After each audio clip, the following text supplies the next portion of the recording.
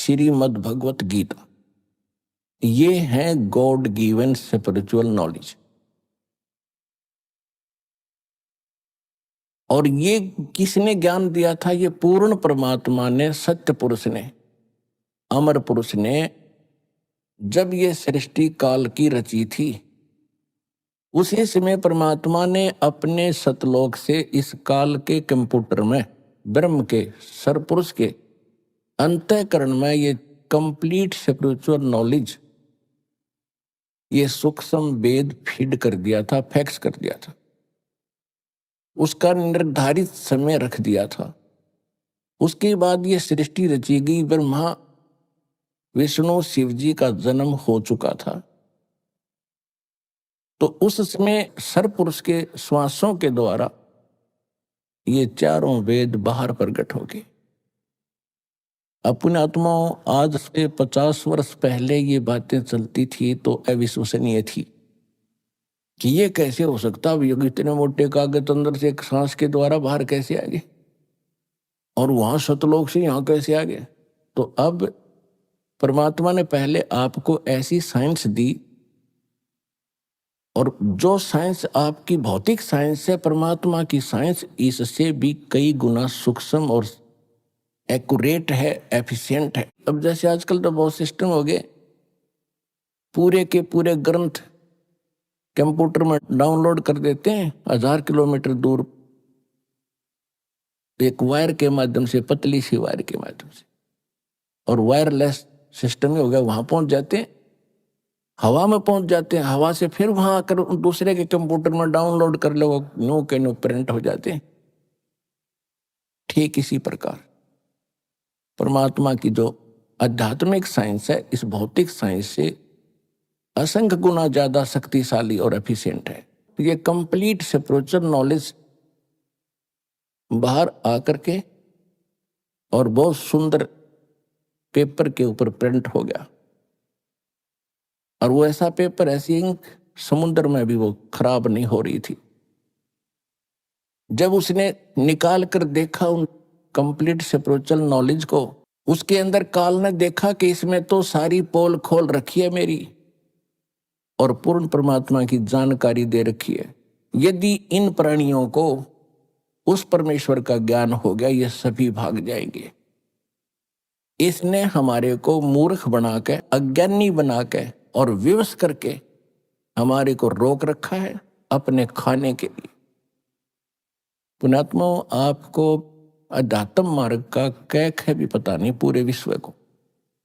या तो परमात्मा को मालूम है, या उसके बाद उनसे परिचित उन महापुरुषों को ज्ञान था, उन्होंने अपनी अमृतवाणी में लिखा भी, लेकिन उनकी भी हमने बात मानी नहीं।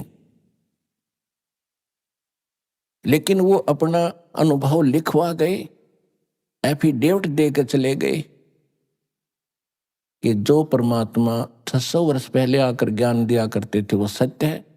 उन्होंने भगवान को आंखों देखा था, उनसे ज्ञान प्राप्त हुआ, वही ज्ञान उन्होंने अपनी अमृतवाणी में लिखा। इसलिए आपको ये यकीन नहीं हो रहा कि खाता कैसे है। अब जैसे आप सारे जीवन में जो भी खट्टा मीठा और जो भी ये शराब, तम्बाकू, भुक्की, सिगरेट पीते हो, इनका एक अलग से अंश, अंतःकरण, सूक्ष्म शरीर है अंदर हमारे, जिसके ऊपर ये ऊपर कवर है स्थूल शरीर, इसके नीचे सूक्ष्म शरीर है। उस सूक्ष्म शरीर के अंदर ये लिप्त हो जाती है वासना, और ये शरीर मृत्यु के उपरांत यहीं रह जाता है। ये जीव उस सूक्ष्म शरीर युक्त ऐसे स्थान पर जाता है जहां इसने एक व्यवस्था कर रखी है, जिसको तपतशिला बोलते हैं। वहां जाकर गिरता है, और उसके अंदर से वो वासना गंध निकालने के लिए ऐसा सिस्टम बना रखा है कि वो बहुत हीट है उस तपतशिला के अंदर, और ये प्राणी वहां पर ऐसे चटक मटक करता जैसे खील भूनते हैं, और इसके अंदर से वो गंध निकलता रहता है, पटक पटक होकर ये बेहोश हो जाता है। और जिसके अंदर ज्यादा वासनाएं होती हैं, ज्यादा जिसने शराब पी रखी, तंबाकू पी रखा हो, या और बकवाद कर रखी है, तो वो ज्यादा समय तक तपस्या पर दुख पाते हैं, उनमें ज्यादा मटेरियल होता है काल का। उसके बाद फिर वहां से उनको फेंक दिया जाता है अपने कर्मानुसार। वो कहीं जाओ, कोई गधा बनो, कुत्ता बनो, सुअर बनो, चाहे राजा बनो, चाहे देवता बनो, वो बाद की बातें। अब जैसे बादाम ऊपर से खाने का नहीं है, उसके अंदर गिरी है। जिसने कभी सिस्टम देखा ना हो तो कोई कहे ये बादाम है, बहुत अच्छा है, तो अनजान व्यक्ति ये सोचेगा ये तो दांत भी ना गटते, इसने खावा कैसे। उसके फोड़ने के बाद पता चलता उसके अंदर खाने की वस्तु कोई और है। ठीक इसी प्रकार इस काल ने आप जी को यहां धोखा देकर रुका हुआ है। जैसे कसाई बकरे पालता है, परमात्मा ने आकर अपनी प्यारी आत्मा धर्मदास जी को बताया और वही ज्ञान अन्य महापुरुषों को दिया और गरीबदास जी को बताया कि जैसे कसाई बकरे पालता है, उनके लिए सब सुविधा देता है, उनके लिए एक चरागाह बनाता है, शेड डालता है, झोंपड़ी, चारों तरफ हिंसक प्राणियों से, पशुओं से बचाने के लिए बाड़ करता है, अंदर ही तालाब बनाता है और 2-3 पाली रख देता है उनको संभालने के लिए। तो वो नर्मदा छोड़ देता है, वो बच्चे पैदा करते हैं, उनमें कितनी ममता जितनी आप और हम की अपने परिवार के अंदर है। और उनमें आपस में भी कोई बकरा बकरी किसी के बच्चे को कोई सिर मार देता है तो फिर उसके साथ लड़ने मरने को तैयार हो जाते हैं। यानी उस बच्चे के माता पिता कि तुमने मेरे बच्चे को क्यों मारा। तो वही वृत्ति जो हमारे अंदर है, वही पशु बने हैं, उनमें जोंकी तो वही है।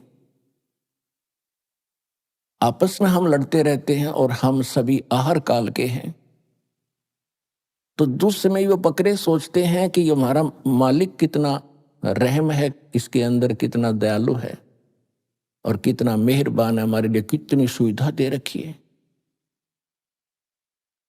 और उस समय वो भूल जाते हैं जब उनको श्याम को कान पकड़ पकड़ कर ले जाता है। उस समय वो नहीं देखता किसका बेटा है, कौन किसकी बेटी है, कौन किसकी मार, कौन किसका बाप है। एक तरफ से मोटे मोटे छांट के और कड़च करवा देता है। अभी आपने सुने संत रामपाल जी महाराज के मंगल प्रवचन।